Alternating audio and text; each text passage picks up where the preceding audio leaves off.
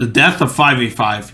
5v5 is trash. I'm glad that people are starting to realize that 5v5 is legitimately dog shit. I mean, it might just be the word. I've been advocating against 5v5 since Overwatch 2 Season 1. Like, that early on. I hate 5v5 so much.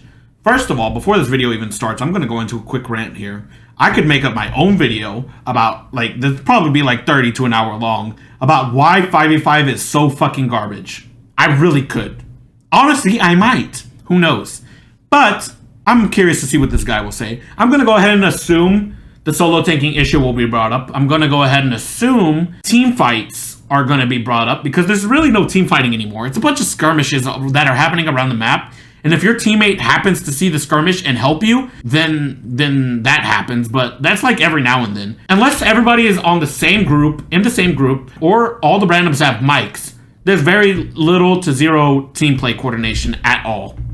Hello guys, it's me, Greed here. How are you? I hope you're well. When Blizzard first announced this new quick play hack mode, I think a lot of people had a similar reaction. Like, this sounds like a disaster. That's kind of honestly what I thought for a while. The idea of 1 tank, 3 flex, 2 supports kind of immediately create Hold up. Images of like really chaotic games where everyone kind of ignores their role. 3 people are obviously locking DPS. The solo tank player spends the entire game getting run over. You know, on paper, it sounds like a format that should have all the problems of both 5v5 and 6v6 without really getting the benefits of either. But after actually seeing how people are playing the mode, I think the reality is a lot more interesting than that. The format I actually don't know. Show me. is technically called 1-3-2, but in practice, it doesn't really play like that. Most teams are naturally settling into something much closer to a traditional 2-2-2 composition. Except with one major difference. One of the DPS players can fill the tank role instead of there being 2 dedicated tank players, which has... Okay, I didn't know that actually, but that's an actually interesting thing. I didn't know that. I already assumed that it would be like a solo tanking experience. Like,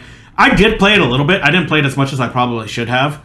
I thought I would give it like 10 to 15 games, but I didn't have the time. I was way too busy IRL. Surprised to hear that most people were actually trying 2-2-2 throughout the game, because I thought it would just be like, oh, DPS are just queuing up into the DPS role. Nobody's going to play tank with the other tank.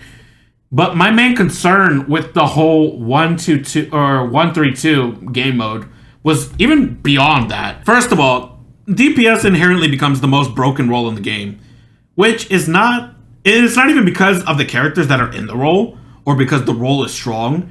It's because you technically have a high-rated tank player. Let's say he snipes the tank role every time before the other DPS even get the chance. Queuing up DPS, he's not good at any DPS, like me. Like, I'm just a high diamond, low masters DPS player. I'm pretty much trash at the role. But let's say you put me on tank on DPS and I snipe the tank role every time. Like, I'm just smurfing at that point, am I not? It just feels like it'd be such a broken role where, besides the fact that it has anything to do with any of the DPS, it's pretty much just the fact that a DPS can queue up the tank role, and a support can't do that, by the way. Only the DPS can. So it inherently is already broken. I think that small change is what makes this experiment so interesting, because this isn't really a debate about whether 1-3-2 is better than 2-2-2, or whether Blizzard has found some completely new way to structure Overwatch. The more interesting question is whether this format can bring back the things that people loved about 6v6 while avoiding one of the biggest reasons Blizzard decided to move away from it in the first place. Because when Overwatch moved from 6v6 to 5v5, the change was much bigger than simply removing one player from each team. It completely changed the foundation the game was built on. Overwatch was originally designed around having 2 tanks, and removing one of those tanks meant Blizzard had to redesign huge portions of the game to compensate. The easiest example of this is obviously the tank role. In the original game, tanks were allowed to have different identities because they didn't have they feel so samey now. Every possible situation. They're just generalists. Didn't need to be able to dive the high ground or kill for his backline or D.Va survive an entire enemy team's cooldowns or deal enough damage to kill everything, because there was another tank beside him who would cover some of those weaknesses. You know, D.Va could provide defense and mobility. Zarya could enable his aggressive plays. Winston could create space through dives. And is this guy a LARPer? Ryan Winston Yo, 2 main tanks on the same team without an off tank? Come on, bruh.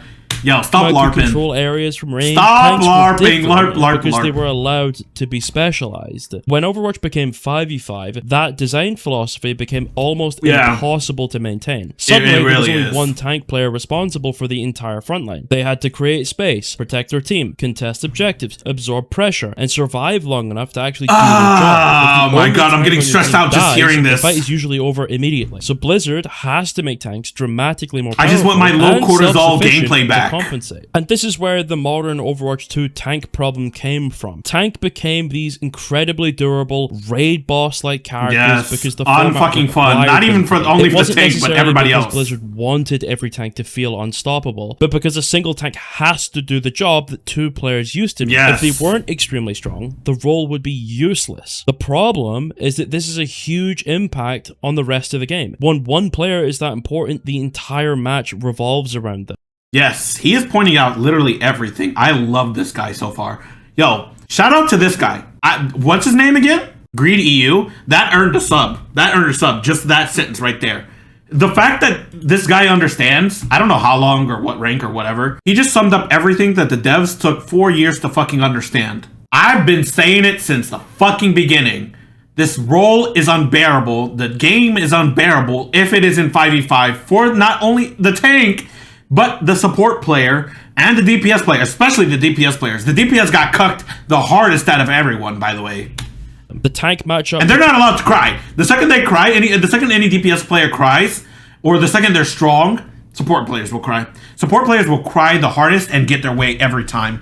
Poor fucking DPS players, and tank is just so miserable. Nobody's having fun except for support.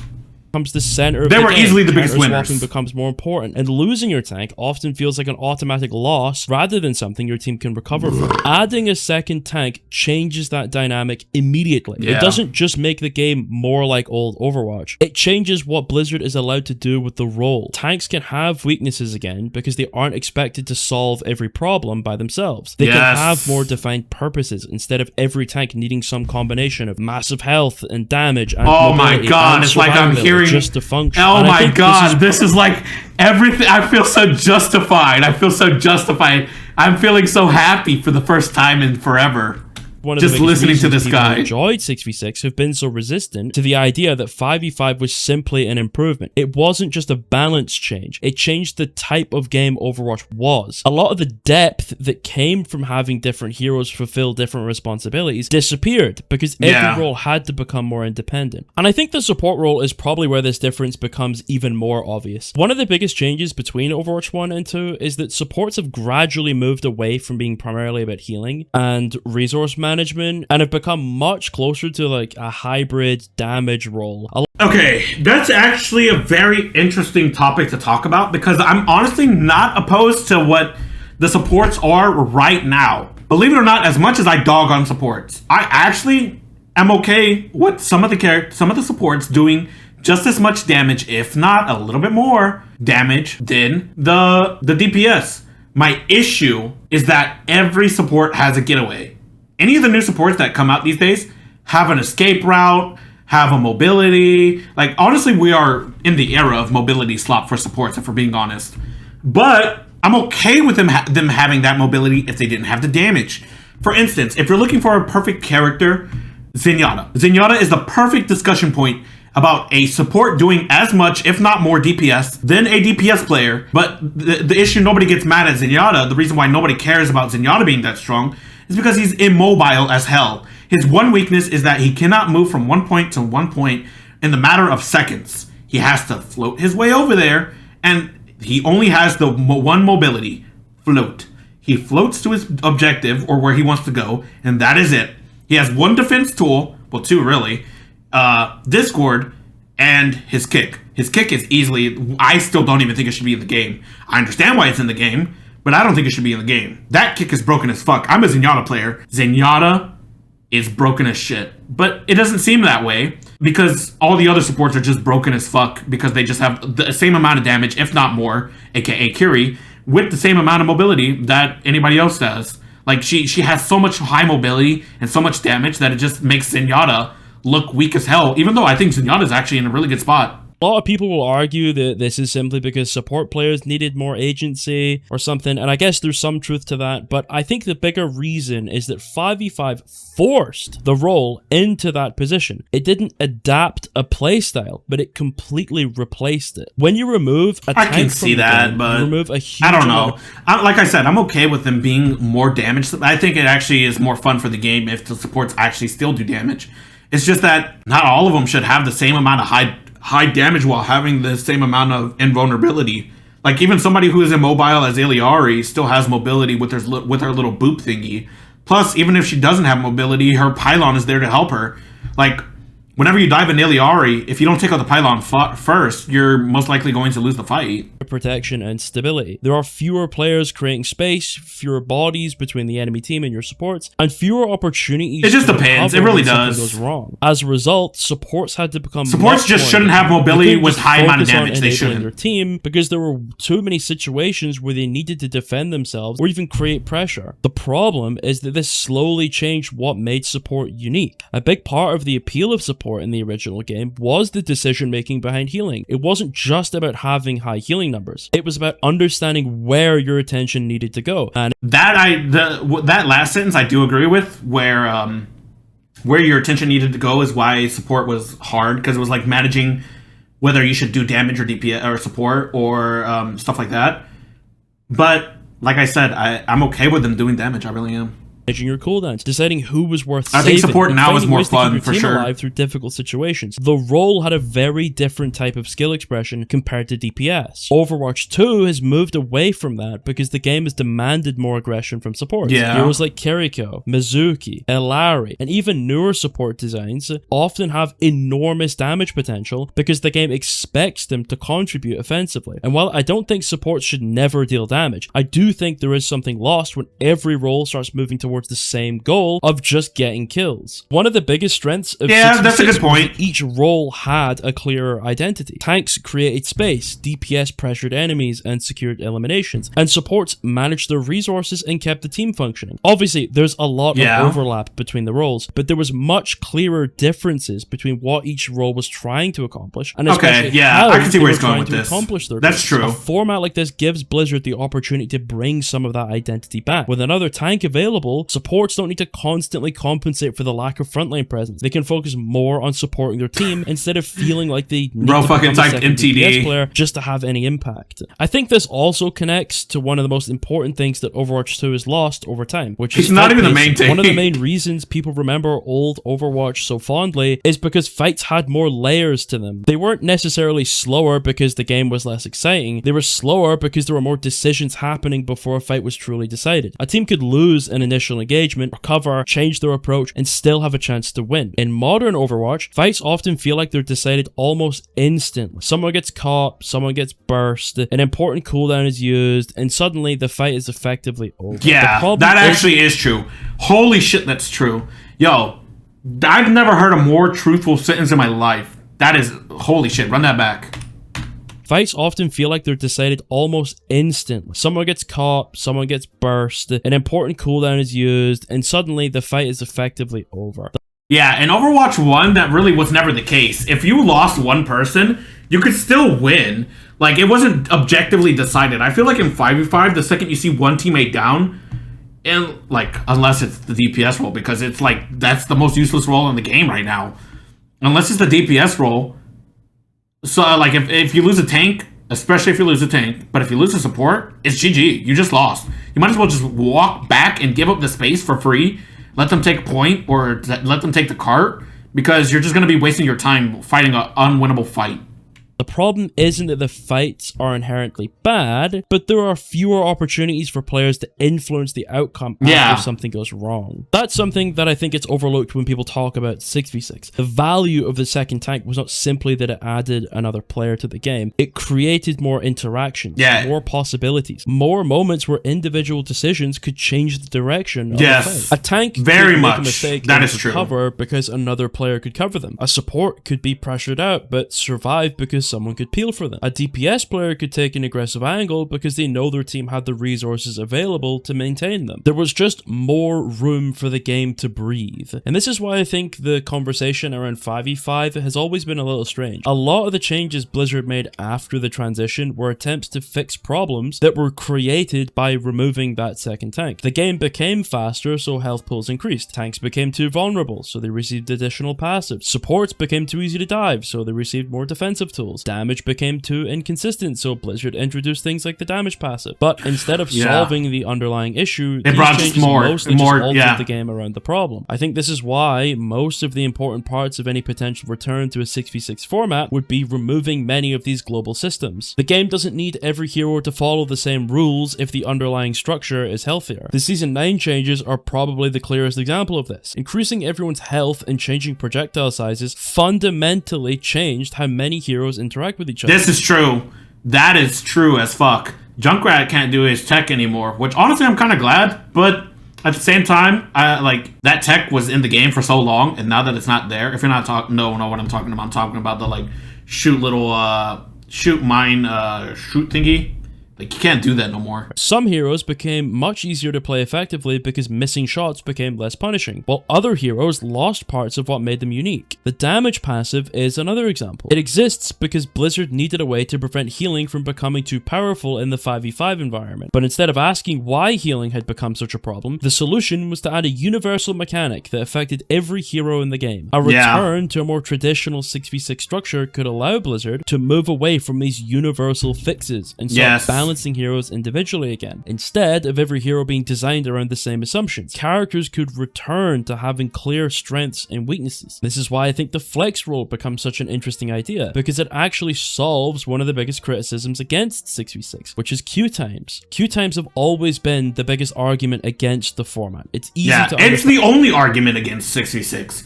Like, the only thing I have ever actually heard that makes any sense was queue times. That's it. Nobody can say anything about tank synergies because, yes, they are annoying tank synergies.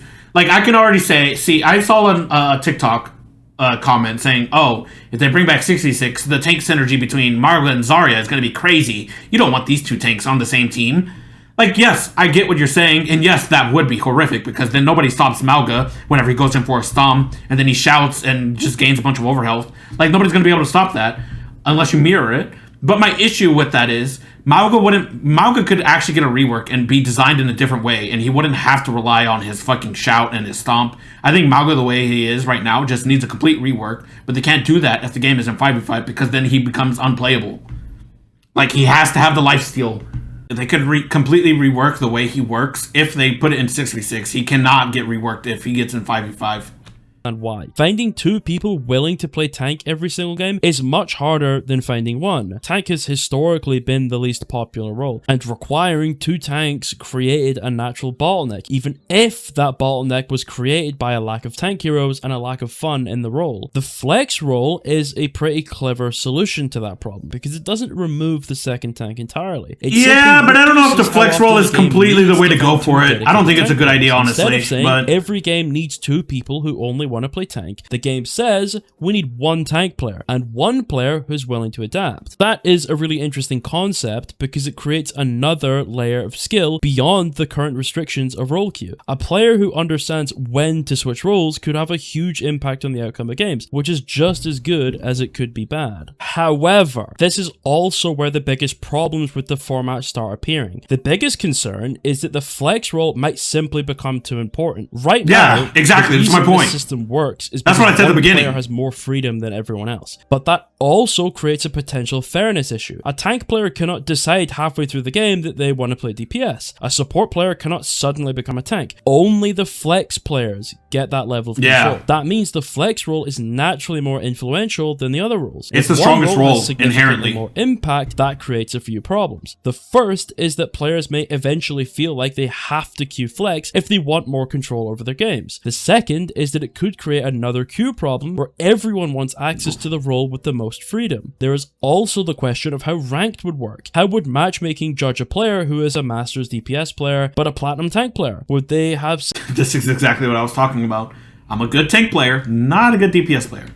separate ratings for both? Would the system create one combined rating? How would it handle a player who spends half of the game playing DPS and half of the game playing tank? These are complicated problems, and they become even more complicated when you consider that Blizzard would also have to rethink how the entire game is balanced around this system. Overwatch 2 has spent several years. I never thought about it that far, but yeah, that's because true. The game only has one tank. Some heroes were buffed because they needed to survive without another tank. Some abilities were changed because there was less protection available. Some heroes were redesigned entirely around the new format. You cannot simply add a second tank and expect everything to work perfectly. There would need to be a serious amount of balancing and redesign work, especially for heroes that were fundamentally changed around 5v5. There's also the obvious social problem that could appear in the flex role. While technically the player has a choice, realistically, they may feel pressured to swap. If you queue as flex because you want to play DPS and your team is getting destroyed because they need another tank, you might feel obligated to change, even if that isn't what you wanted to play. That could create frustration over time, especially for players who enjoy the freedom of the role, but don't necessarily want the responsibility attached to it. But despite all of these issues, I still think this experiment is incredibly valuable because it highlights something that has been missing from Overwatch 2 discussion. The biggest problem with 5v5 was never that Blizzard didn't tweak enough numbers. It was that the entire game was fundamentally annihilated to compensate for the loss of a vital part of the game. 5v5 didn't just change Overwatch, it forced Overwatch to become a different game, and that is why I find this mode so interesting. It shows that there might be a way forward that doesn't involve endlessly trying to fix the problems created by the format itself. I don't know if this exact version of 1.3.2 is the answer. There are too many questions about ranked, balance, role identity, and other things like that for me to say that this should immediately replace everything. But I do think Blizzard is finally experimenting with the right thing. Instead of asking how they can keep adding more systems to make 5v5 work, they're asking whether the foundation itself was the problem. And after years of trying to make Overwatch fit into a structure it was never originally designed for, maybe the answer isn't another passive or another balance patch or another hero redesign. Maybe the answer is going back to the structure that made the game special in the first place. Yes. 100% true. Yo, it's just not like you could add or take away anything that you want and the game still doesn't feel good. It just has to do with the format. The format has been completely fundamentally changed, and honestly, they didn't even try to rework some of the tanks. Some of the tanks still feel fucking outdated. Poor Reinhardt, by the way. The only reason Reinhardt's even considered good is because of stats. That's it. Like, tanks are not the only people who are actually suffocated by the game mode, let's say it like that. Supports are too. Like, the reason why characters like Lifeweaver feel so bad it's because honestly I think he'd do better in 66. I really do. 5v5 first brought on the whole projectile change, and then they changed the hitboxes with it, and then they also added the whole world the world passive where if you shoot somebody they get mitigated healing, and I think that just adds on to the problem of supports that have low healing. They just feel terrible whenever you need to actually heal. And then, because of the passive of the minus 30 healing when taking damage, or 20, I don't remember, it caused a bunch of the supports that didn't even need burst healing to get burst healing. Like Mercy. Like, why does Mercy have burst healing in the game? Flash Heal is one of the most annoying abilities in the game. Mercy was already a Moth character to begin with, but then they added flash healing on top of what she needed. And dude, it's just insufferable to go against anybody with a support pocket. Mercy's a high victim of 5v5 as well. I feel like Mercy players would be a lot better in 6v6. I don't think they realized how fucked up they got it because of 5v5. Lifeweaver players Lifeweaver got buffed like 18 to 15 times before he's even in a decent spot. Lifeweaver is not even good right now, and he got buffed that many times. Like, something is clearly wrong with the format of the game, even for the support players. I just don't think they realize it, though. But yeah, good video. I pretty much agree with everything he said here. There was very little that I didn't agree with. I 100% agree, pretty much. That definitely deserved a sum from me. That one sentence, that blew me away. Okay, bye. Like and subscribe.